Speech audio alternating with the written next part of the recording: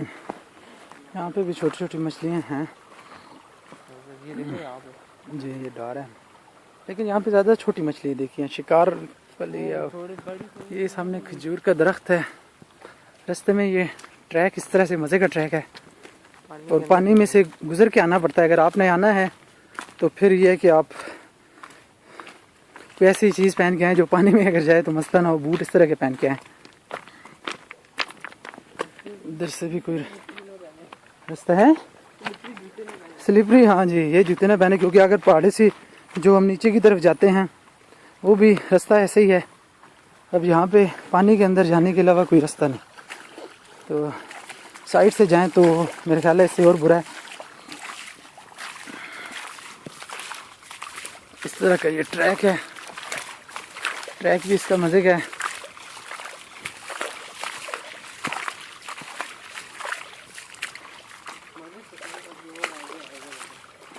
अच्छा हाँ, वो आगे भी जो चश्मा जहाँ से वहाँ से शुरू हो रहा है, जो आगे जगह जो आपने मामू को भी बताई थी। अच्छा वहाँ से, अच्छा चले उसके भी देखते हैं।